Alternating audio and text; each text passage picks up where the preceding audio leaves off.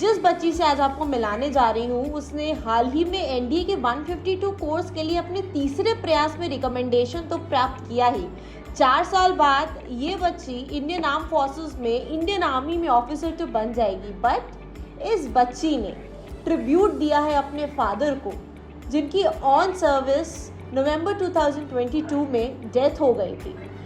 The girl she had this in a mind. उन्होंने तब इसको निश्चय किया, प्रण लिया, और आज उन्होंने जब अपना रिकमेंडेशन प्राप्त कर लिया है, कॉल अप लेटर प्राप्त कर लिया और वो नेशनल डिफेंस एकेडमी ज्वाइन करने जा रही हैं, तो इससे बड़ी क्या ट्रिब्यूट होगी वो अपने पिताजी को पे कर पाए। तो मैथ्स में कौन कौन से ऐसे टॉपिक्स हैं जो स्टूडेंट्स प्रिपेयर कर सकते हैं जो उन्हें हेल्पफुल रहेंगे, चाहे वो पीसीएम बैकग्राउंड का हो, बायो बैकग्राउंड का हो, ह्यूमैनिटीज़ का हो, वो टॉपिक्स आप बता दो, क्योंकि आपके पास एनालिसिस है कि क्या पढ़ने से पेपर क्लियर हो जाएगा और प्रीवियस ईयर क्वेश्चंस का कितना इंपॉर्टेंट रोल है, मॉक टेस्ट जो होते हैं उनका क्या रोल है, वो कैसे कर सकते हैं प्रिपेयर। मोस्ट इंटरेस्टिंग क्वेश्चंस जो बोर्ड में आपसे पूछे गए थे in the interview. Ma'am I think जो मुझसे मेनली रिलेटेड पूछे गए थे वो थे जो ब्रिगेडियर आरपी सर ने मेरी क्लास में बताए थे। मेनली वही सारे क्वेश्चंस थे जो सर ने मेरे क्लास में बताए थे। वेलकम मैन, जय हिंद डिफेंस एस्पिरेंट्स। कई बार कुछ लड़कियों की चाहत शादी का लाल जोड़ा पहले पहनने की नहीं होती बल्कि वर्दी पहनने की होती है, और आज एक ऐसी ही बेटी से आपको मिलाने जा रही हूँ जिसकी चाहत थी वर्दी पहनना। और उससे भी एक बहुत इनके बारे में एक आपको बात बताना चाहती हूँ, जिसे मैं भी जब सुना तो थोड़ा सा मैं भी इमोशनल हो गई, क्योंकि जिस बच्ची से आज आपको मिलाने जा रही हूँ उसने हाल ही में एनडीए के 152 कोर्स के लिए अपने तीसरे प्रयास में रिकमेंडेशन तो प्राप्त किया ही। 4 साल बाद ये बच्ची इंडियन आर्म फोर्सेस में इंडियन आर्मी में ऑफिसर तो बन जाएगी। बट इस बच्ची ने ट्रिब्यूट दिया है अपने फादर को, जिनकी ऑन सर्विस नवंबर 2022 में डेथ हो गई थी। The girl she had this in a mind. उन्होंने तब इसको निश्चय किया, प्रण लिया, और आज उन्होंने जब अपना रिकमेंडेशन प्राप्त कर लिया है, कॉल अप लेटर प्राप्त कर लिया और वो नेशनल डिफेंस एकेडमी ज्वाइन करने जा रही हैं, तो इससे बड़ी क्या ट्रिब्यूट होगी वो अपने पिताजी को पे कर पाती है। और आज एक ऐसी ही शूरवीर की कहानी, साहसी हम कहेंगे बच्ची की कहानी आज हम लेके आ रहे हैं आपके सामने, कि उन्होंने कैसे अपने एनडीए के एग्ज़ाम की तैयारी करी और साथ ही साथ में ऐसा क्या किया कि उन्होंने सफलता भी प्राप्त करी, और इतना दृढ़ संकल्प, इतनी निश्चय अपने मन में कैसे बनाया कि उन्हें भी इंडियन आर्म्ड फोर्सेस को ज्वाइन करना है। So welcome dear aspirants to this talk show. आज की हमारी गेस्ट है रिमझिम, जो कि प्राउड सेंचुरियन है। Rimjim, because of her joining, she was not able to come to the Centurion Defense Academy Center, but then she planned the online interview with me. Very warm welcome Rimjim to this talk show, and बहुत बहुत मुबारकबाद आपको, आपकी mother को, आपके पूरे परिवार को। Thank you ma'am. Good evening ma'am. Good evening रिमझिम। सो रिमझिम, बहुत अच्छा लगा आपने रिकमेंडेशन प्राप्त किया, लेकिन सबसे पहला मेरा सवाल था, जो सर्विस में आपके फादर थे, जो आपके इंस्पिरेशन थे, और ऐसा हादसा जब आपके परिवार में हुआ, तो वो कौन सा क्षण था कि आपने इस चीज़ को डिसाइड किया कि आपने भी इंडियन आर्म्ड फोर्सेस में जाना है और ऑफिसर बनना है? बताएं हमारे एस्पिरेंट्स को। Actually, ma'am, I have always seen my father in uniform from the बहुत छोटी उम्र से, so I have always from the मैंने बचपन से मतलब कि एक सपना होता है कि डिफेंस फोर्सेस ज्वाइन करने का, so it was from the beginning that I want to join the defense forces. तो आज आप सिलेक्ट हो गए हो, और कभी थोड़ी निराशा होती होगी कि पिताजी काश होते, काश इस पल को मतलब महसूस कर पाते, कितना गौरवान्वित फील करते वो, राइट? तो ऐसे में इस समय आपकी फीलिंग्स क्या हैं? आप हाल ही में 1-2 दिन में एनडीए ज्वाइन करने जा रहे हो, तो ऐसे में मन में क्या विचार हैं आपके? Actually, ma'am, the whole journey is quite happy, but तब तक यही पॉइंट है जो सबसे ज़्यादा पेनफुल रहा है मैम। अभी तक ये पेन फील होता है और आगे भी शायद होता रहेगा फील। और मैम मैं बता नहीं सकती, जितना हैप्पी फील होता है उससे ज़्यादा सैड फील होता है इस बात को लेकर। but ultimately your father will be very happy seeing you wearing this uniform and is proud day पर, right? So for your family आप इतनी, हाँ जी बोलिए। बट उनके साथ ही जर्नी होती तो हम और भी बहुत ज़्यादा ब्यूटीफुल और हैप्पी होती। एज अ डॉटर मैं इस बात को समझ सकती हूँ, क्योंकि बेटियों के लिए पिता का जो एक रोल होता है वो बहुत इम्पॉर्टेंट होता है। So I can well understand, well relate, and इस समय आप जिस स्थिति में हैं समझ पा रही हूँ। लेकिन उससे भी ज़्यादा जो आपने एक अच्छा कार्य किया है वो ये है कि इतनी कम उम्र में आप अपने परिवार का एक जो हिस्सा बने हो, जो आपने जिम्मेदारी अपने मदर की, आपके छोटे भाई की संभाल ली है, आपने कितना मैच्योरिटी से डिसीजन लिया वो ज़्यादा इम्पॉर्टेंट है, और मुझे लगता है वो बहुत ही ज़्यादा वेल अप्रिशिएटिंग है। रिमझिम चलिए आगे बढ़ते हैं इस इंटरव्यू में, और बात करना चाहूँगी कि बचपन से ही आपको लगन थी यूनिफॉर्म पहनने की, तो क्लास, क्योंकि बचपन से तो CDS के ऑप्शंस थे नहीं, फाइनली NDA का सीन आता है, सुप्रीम कोर्ट का जजमेंट आता है, और एक वो एक्साइटमेंट आ जाती है कि जो काम हम 4 साल बाद करने वाले थे वो हम 4 साल पहले ही अपने 12th क्लास में कर सकते हैं। तो अभी कैसे प्रिपरेशन, क्या जर्नी थी रिटन एग्जाम की, कैसे शुरू करी, मतलब हाउ यू प्लान, क्योंकि आपने 3 रिटन एग्जाम्स क्रैक किए हैं, वो एक अलग बात है, 2 बार आप स्क्रीन आउट हुए और 3rd टाइम आप रिकमेंडेड हुए। तो ये जो जर्नी थी रिटन एग्जाम की 3 बार की, एक ठोस स्ट्रैटेजी आपके पास है, ये मुझे पता है, राइट? अभी जो सितंबर वाले बच्चे हैं उनको क्या टिप्स देने वाले हो कि क्या तरीके से वो प्रिपेयर करें कि एग्जाम निकल जाए उनका? मेरा साइंस बैकग्राउंड है, तो फिर मतलब साइंस बैकग्राउंड वालों के लिए इजी हो जाता है NDA क्रैक करना, क्योंकि पेपर में ज़्यादा क्वेश्चन साइंस और मैथ्स का आते हैं, तो उनके लिए इजी रह जाता है PCM वालों के लिए। तो फिर मैम स्ट्रैटेजी यही है कि मैम मेरा भाई IIT JEE के लिए प्रिपेयर कर रहा था, मैं उसके साथ ही पढ़ती थी, तो मेरे मतलब कॉन्सेप्ट्स तो वहीं से स्ट्रॉन्ग हो गए थे, और मैम PCM वाले बैकग्राउंड बच्चों के लिए ये इजी हो जाता है NDA क्रैक करना। एंड प्लस मैथ्स की ज़्यादा प्रैक्टिस करनी चाहिए, एंड में स्पीड चाहिए होती है प्लस एक्यूरेसी। तो ऐसे में जब हम NDA रिटन एग्जाम की बात करते हैं मैथमेटिक्स के पॉइंट ऑफ व्यू से, क्योंकि आप PCM से हो, अभी बहुत सारे ऐसे बच्चे हैं जो PCM बैकग्राउंड के, बोर्ड एग्जाम्स भी लगे हैं उनके, तो अभी सब चीज़ें लाइन में लगी हुई हैं। तो मैथ्स में कौन कौन से ऐसे टॉपिक्स हैं जो स्टूडेंट्स प्रिपेयर कर सकते हैं जो उन्हें हेल्पफुल रहेंगे, चाहे वो PCM बैकग्राउंड का हो, बायो बैकग्राउंड का हो, ह्यूमैनिटीज़ का हो, वो टॉपिक्स आप बता दो, क्योंकि आपके पास एनालिसिस है कि क्या पढ़ने से पेपर क्लियर हो जाएगा, और प्रीवियस ईयर क्वेश्चंस का कितना इंपॉर्टेंट रोल है, मॉक टेस्ट जो होते हैं उनका क्या रोल है, वो कैसे कर सकते हैं प्रिपेयर? मैम अगर आपको टॉपिक्स के बारे में पता करना तो सबसे अच्छा तरीका होता है PYQs के लिए प्रिपेयर कर सकते हो। आप PYQ सॉल्व करते हो तो आपको मतलब मेजॉरिटी पता चल जाता है कि पेपर कैसा आएगा और क्या क्या इंपॉर्टेंट टॉपिक्स हैं। और हम ज़्यादातर इंपॉर्टेंट टॉपिक्स हमारे बोर्ड से सिमिलर ही होते हैं, जैसा बोर्ड एग्जाम का सिलेबस होता है वैसे ही NDA का भी होता है, ज़्यादा डिफरेंस नहीं होता। All right, now coming to the paper 2 जिसमें इंग्लिश प्लस आपके अदर टॉपिक्स रहते हैं, राइट? तो इंग्लिश तो मैं मानती हूँ कि जनरल है, आप पूरा साल भर इंग्लिश पढ़ते हैं और शुरू फर्स्ट क्लास से ही पढ़ते आ रहे हैं, बट अगर मैं साइंस की बात करूँ, सोशल स्टडीज़ की बात करती हूँ, फिर मैं करंट अफेयर्स की बात करती हूँ, तो ऐसे में कौन से टॉपिक्स ऐसे हैं जिन पर ज़्यादा एम्फेसिस करके भी हमारा पेपर 2 में अच्छा स्कोर आ सकता है? I think science mainly physics से भी रिलेटेड क्वेश्चन आते हैं, केमिस्ट्री से रिलेटेड क्वेश्चन आते हैं, हम हर सब्जेक्ट से क्वेश्चन आते हैं, तो आप अपने सब्जेक्ट पे फोकस करोगे। ह्यूमैनिटीज वाले बच्चों के लिए हिस्ट्री भी आती है, जियोग्राफी भी आती है, तो हम अपने सब्जेक्ट स्पेसिफिक पढ़ोगे अच्छे से तो भी क्लियर हो जाता है। अच्छा, और करंट अफेयर्स तो आपको पढ़ने ही चाहिए। तो करंट अफेयर्स के लिए न्यूज़पेपर और क्या सोर्सेज हो सकते हैं करंट अफेयर्स को स्ट्रॉन्ग करने के लिए, क्योंकि करंट अफेयर्स ऑनलाइन सोर्सेज हो सकते हैं। अच्छा, ऑनलाइन सोर्स हो सकते हैं जैसे यूट्यूब पर आप देख सकते हैं। अच्छा, all right, now coming on to the next part जिसमें कि हम बात करते हैं NDA एग्ज़ाम के पॉइंट ऑफ व्यू से एक स्पोकन इंग्लिश की और पर्सनालिटी डेवलपमेंट की, ये कितना इंपॉर्टेंट रोल प्ले करता है। और मुझे लगता है कि हर जो एक स्टूडेंट होता है, स्टूडेंट लाइफ में उसको लगता है चाहे कितनी भी अच्छी इंग्लिश हो, यार इंटरव्यू के पॉइंट ऑफ व्यू से थोड़ा और अच्छी हो सकती है, फ्लुएंसी नहीं आ रही है, मेरा पर्सनालिटी इतना अच्छा डेवलप नहीं है। तो आपने क्या क्या किया अपनी पर्सनालिटी को वेल डेवलप्ड और इम्प्रूव करने के लिए? हम पर्सनैलिटी को इम्प्रूव करने के लिए सबसे पहले तो आपको जो वहाँ की रिक्वायरमेंट्स है वो आपको देखनी होती है।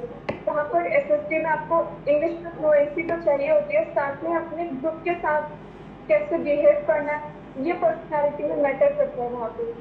तो मैम यही होता है कि जब आप कोचिंग करते तो अपने फ्रेंड्स जो वहाँ पे कोलीग्स होते हैं उनके साथ भी वैसे बिहेव करने की कोशिश करते हो, एक अपना मतलब स्टाइल चेंज करने की तो नहीं, मतलब उसको मॉडिफाई करने की कोशिश करते हैं एसएसटी के पॉइंट ऑफ व्यू से।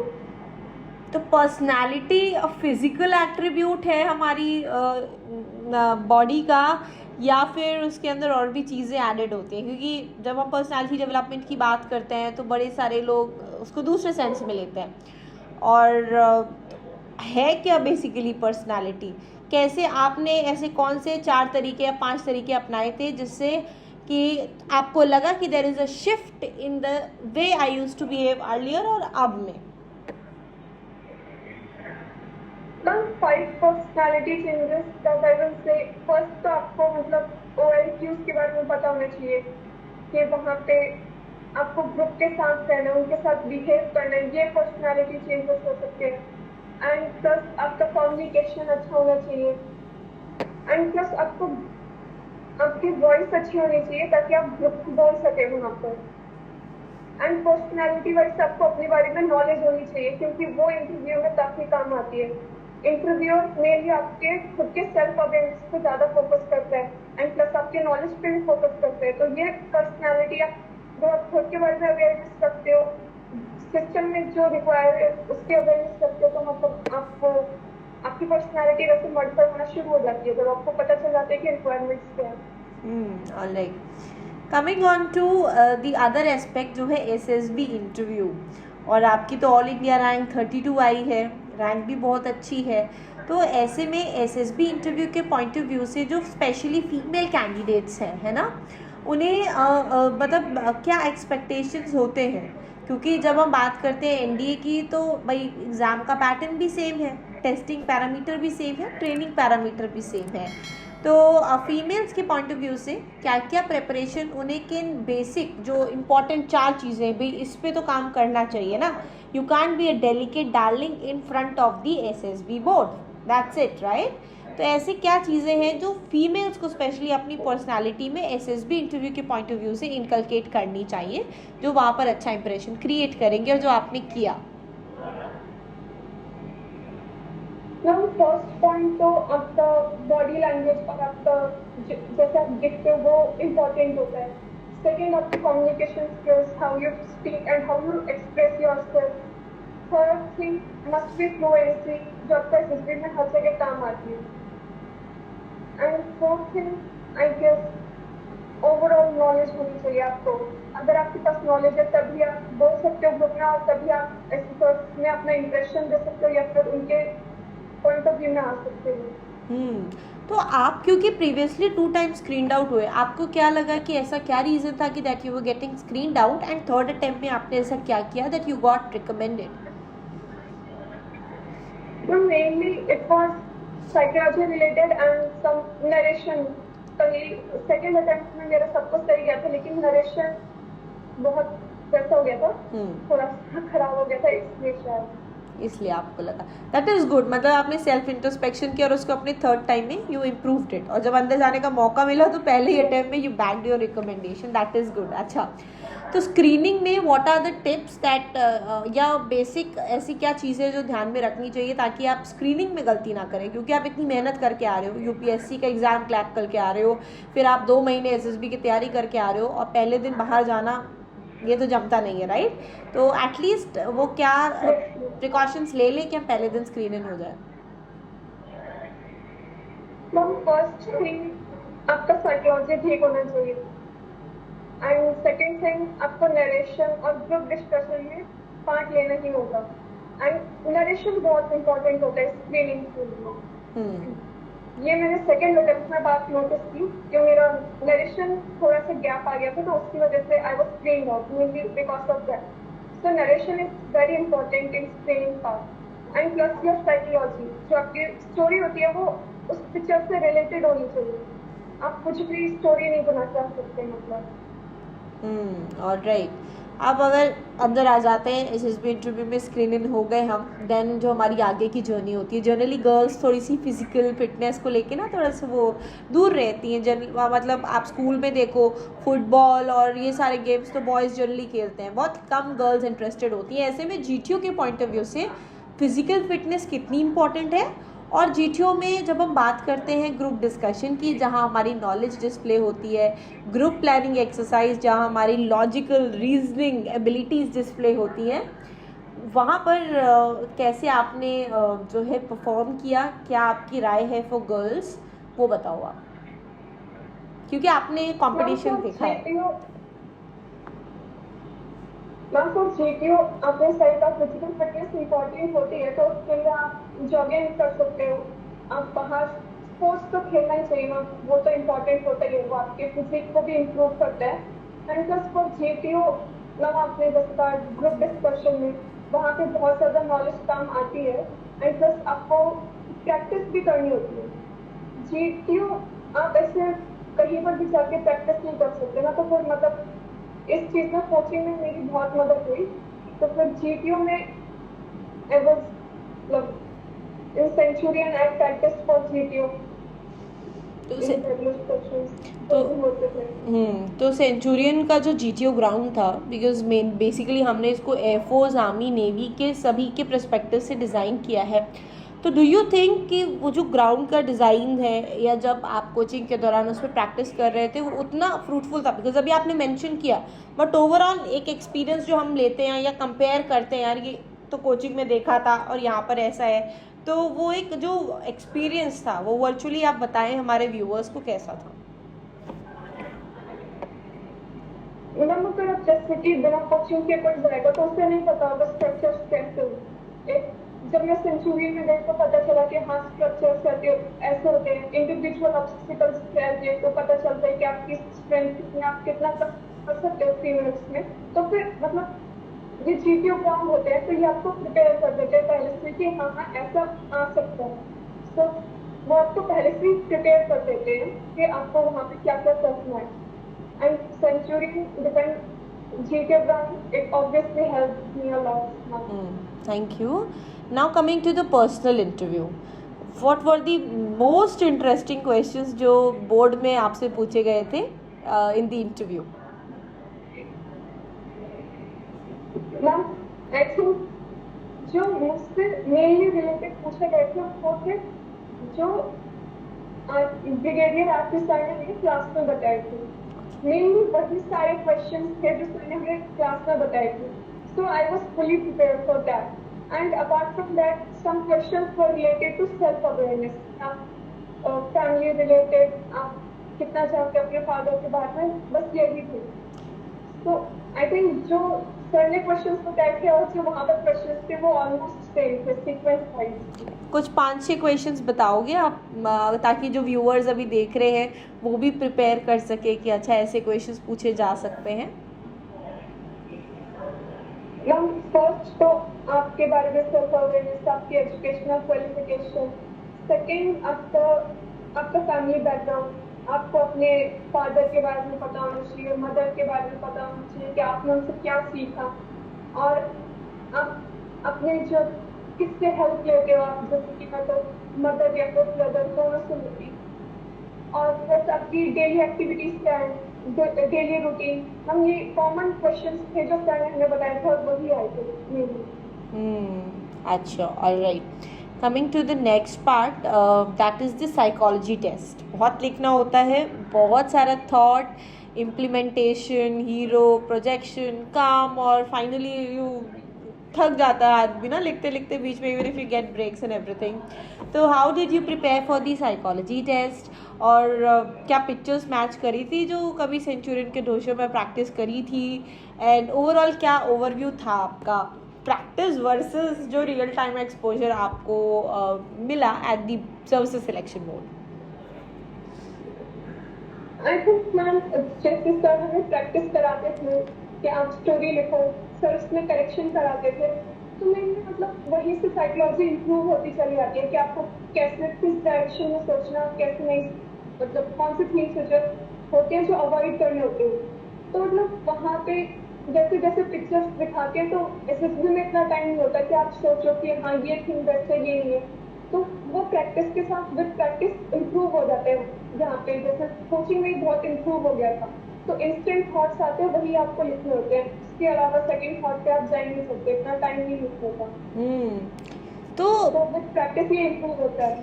12 स्टोरीज होती हैं, अगर मान लो 2-3 ऐसी पिक्चर्स हो जो एक जैसी हो, है ना, मतलब एक जैसा ही मुझे उसमें इंस्टिंक्ट मिल रहा है या कंक्लूजन मिल रहा है, तो उसको कैसे बैलेंस करा आपने?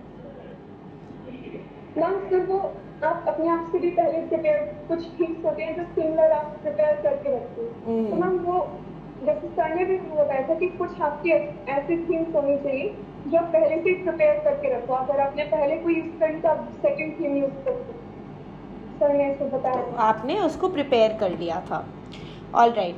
और WATs कैसे थे? WAT के जब कोई वर्ड का मानो सेंटेंस एकदम से नहीं आ रहा है उस 15 सेकंड के अंदर, तो व्हाट वाज योर स्ट्रैटेजी कि आप कर पा रहे थे? कर लिया था आपने? कितने कितना अटेम्प्ट किया था WAT? वो तो 60 आउट ऑफ 60 कर लिया था। 60 out of 60. And situation reaction test?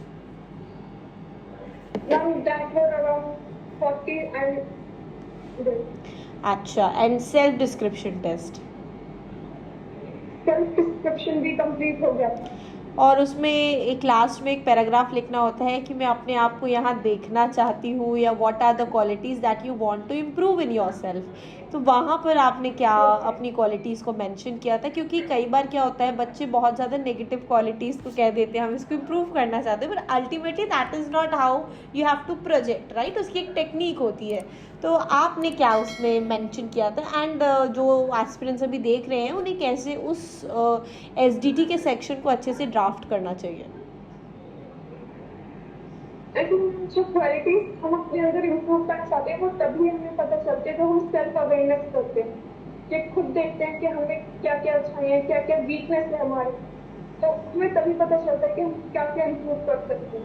And ma'am शायद जो लास्ट वाला क्वेश्चन था कि where do you see yourself and what you want to do in life, तो मैंने उसमें ये लिखा था कि that I see myself as film and I also want to go to water like this.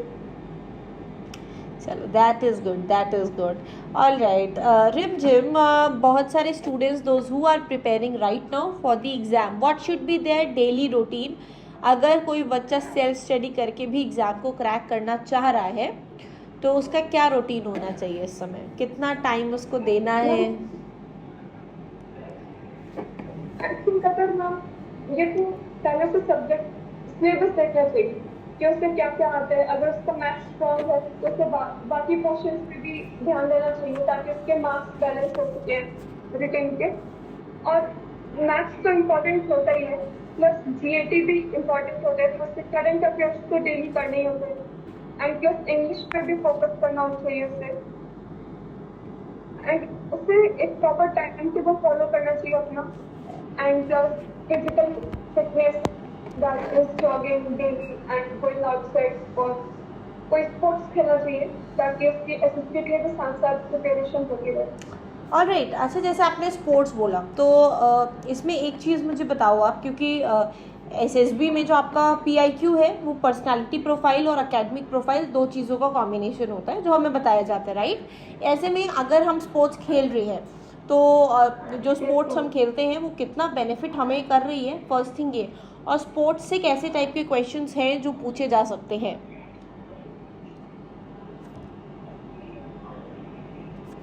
Sports में आप जैसे फील्ड की डायमेंशन पूछ लेंगे। एंड जैसे कि एक मेरी साथ में थी फ्रेंड, उससे ये पूछा था कि आप इस ग्राउंड के कितने चक्कर मारोगे तो लाइक 80 मीटर कंप्लीट हो जाएगा, या फिर आप 100 मीटर कंप्लीट कर लो, उसका 100 मीटर कवर करने के लिए आपको इस ग्राउंड के कितने चक्कर मारने पड़ेंगे। तो लाइक ऐसे क्वेश्चंस पूछते हैं जो जैसे गेम में अगर आप खेलते हो तो बॉल का वेट कितना हो गया, डायमेंशन पूछ सकते हैं, फील्ड स्पीड, या फिर उससे रिलेटेड कोई फेमस प्लेयर के बारे में पूछ सकते हैं कि आपका फेवरेट प्लेयर कौन है। ऑल राइट, फेवरेट प्लेयर के बारे में ना।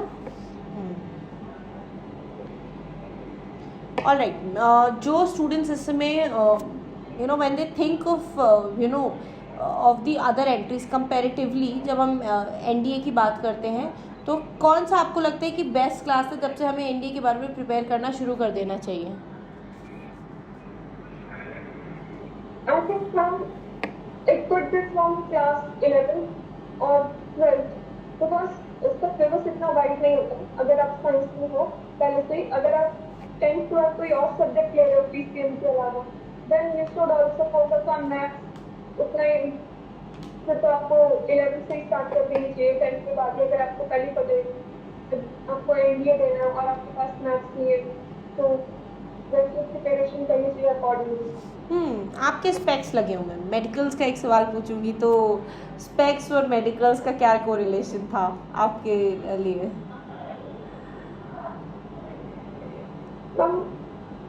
My vision is under limit for army. I was fit for army, but navy के अभी स्टैंडर्ड्स चेंज हुए तो अब मैं नेवी के लिए भी फिट हूँ। तो अभी कोई हिंड्रेंस तो नहीं एक्सपेक्ट। मिनिमम आई विजन कितना रिक्वायर्ड होता है for army? I think it's around -2 6/36 something. अच्छा, ऑल राइट। तो अच्छा, जब फीमेल कैंडिडेट्स मेडिकल्स के लिए जाते हैं, है ना, क्योंकि थोड़ा सा डिलेमा होता है, रिकमेंड हो गए मेडिकल्स पे क्या क्या होता है, ऐसे में वो एक प्री तैयारी क्या कर लेनी चाहिए, या अप्रोप्रिएट मेडिकल्स है, क्लोथ्स हमें अप्रोप्रिएट होने चाहिए हमारे पास में, बहुत सारे टेस्ट होते हैं उसमें, राइट? तो ऐसी प्री तैयारी फीमेल कैंडिडेट्स को क्या करके जानी चाहिए इन केस वो रिकमेंड हो जाते हैं for the medicals? I think ऐसी कोई प्रॉब्लम तो आती नहीं है, बिकॉज वो हमारे साथ पहले जैसे जो वीडियो को भेजते हैं साथ में, वो हमें मतलब हेल्प करते रहते हैं, असिस्ट करते रहते हैं उसमें जरूरत हो तो कोई प्रॉब्लम नहीं आती। मतलब मेरा भी फर्स्ट टाइम ही था तो कुछ पता नहीं चला कि हाँ फीमेल्स हैं मेडिकल्स होंगे, कोई प्रॉब्लम आई नहीं थी। बहुत स्मूथ है। Yes, ma'am. ऑल राइट, तो कितना टाइम लगता है for medicals? How many days it takes for the female candidates medicals? Ma'am around हमारे तो 10 to 12 days लगे थे। All right, so now coming on to that, finally you are going to the national defence academy. तो इस समय घर पे क्या माहौल है? What is the special treatment जो आपको दे रही है इस समय मम्मी? मैम अभी तो ज्वाइन में जो इतना देर है, अभी तो प्रिपरेशन ही चल रही है। अभी सब अभी बहुत कुछ रह गया, बहुत कुछ रह गया। नर्वसनेस भी है। अच्छा, तो मतलब टाइम कम है और तैयारियां ज़्यादा हैं, और एनडीए कह रहा है अब तुम आ जाओ रिमझिम, लेट्स नो गेट रेडी, और रगड़ा पट्टी देने के लिए मैं भी तैयार हूँ और रिमझिम भी आ जाए। Very good. एंड रिमझिम, नाउ जो एस्पिरेंट्स आपको देख रहे हैं, आप उनको क्या कहना चाहते हो, और जो लास्ट सजेशंस आप देना चाहते हो, टिप्स उन्हें देना चाहते हो for the upcoming NDA 2024 examination? Last suggestion तो यही रहेगी कि आपको मतलब फोकस रखना चाहिए, आप कंसिस्टेंट होने चाहिए। एग्जाम के लिए आप मेहनत करनी होती है, मतलब एक प्रॉपर शेड्यूल होना चाहिए कि आपको अपनी वीकनेस पता होनी चाहिए, अपने स्ट्रॉन्ग पॉइंट्स पता होने चाहिए।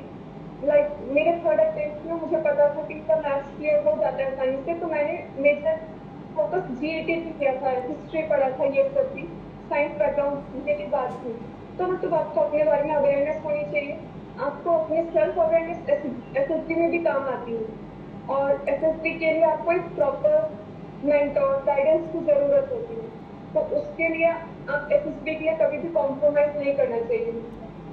मेरी लास्ट सजेशन है, बिकॉज बहुत सारे, जैसे आपने बोला कि प्रेपरेशन के लिए कॉम्प्रोमाइज़ नहीं करना, आज बहुत सारे यूट्यूब पे चैनल्स हैं, बहुत सारे क्रिएटर्स हैं जो अपने आप को #SSB मेंटर्स बोलते हैं, एक बार रिकमेंड हो गए तो दे स्टार्ट कोचिंग, वो दे स्टार्ट पुटिंग वीडियोस, ऐसे करना होता है, ऐसे नहीं करना होता है। ऐसे में व्हाट गाइडेंस या क्या सजेशंस आप देना चाहोगे अपकमिंग एस्पिरेंट्स को, क्योंकि बहुत मेहनत से रिटन एग्जाम क्लियर होता है और उसके बाद एक बार अगर आप गुमराह हो जाते हो तो आपका पूरा 1 ईयर वेस्ट होता है पूरी प्रिपरेशन का। तो ऐसे में व्हाट इज योर सजेशन?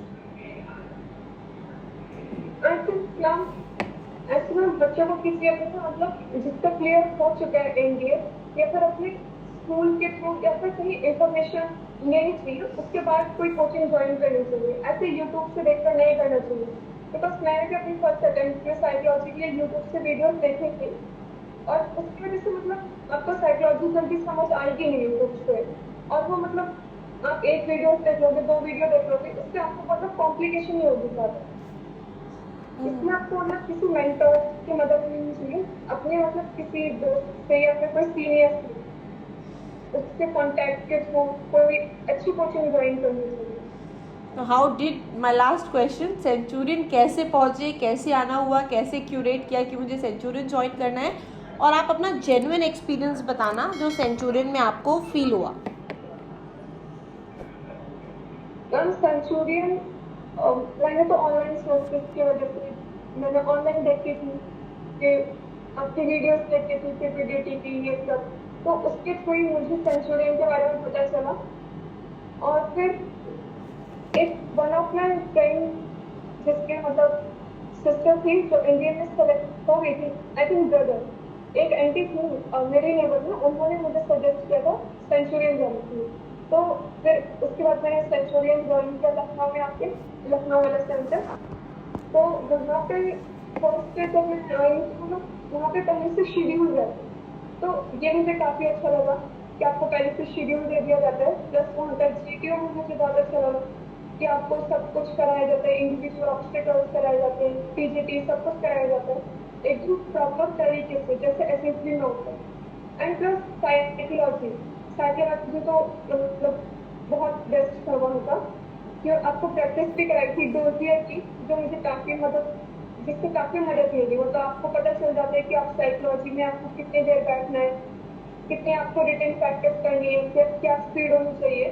तो मतलब आई वुड से सेंचुरियन की सबसे अच्छी बात यह है कि वो एकदम प्रोफेशनल मैनर में कराते हैं, पीपीटी से लेकर सारे प्रोसेस।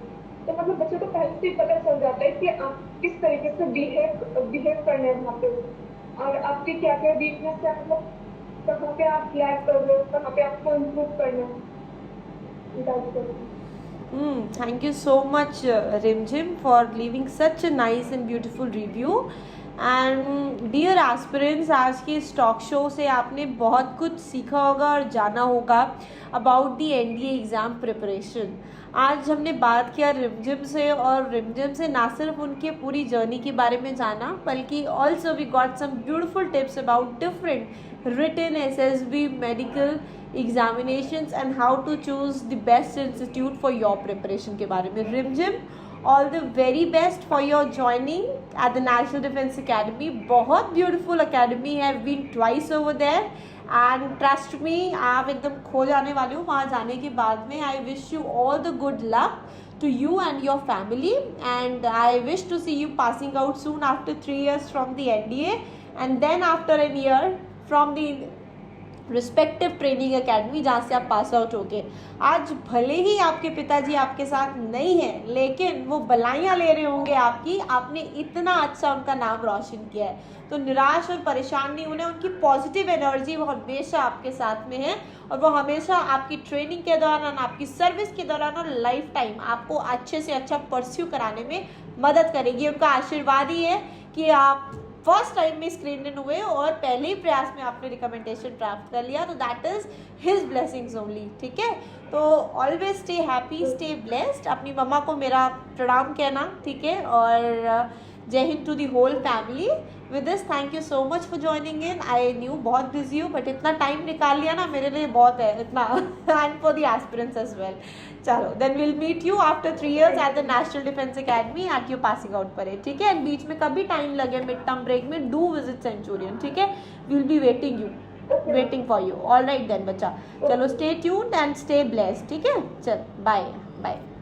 डियर एस्पिरेंट्स, क्या आप भी एनडीए 2024 एंड 2025 एग्जामिनेशन को क्रैक करना चाहते हैं अपने पहले प्रयास में?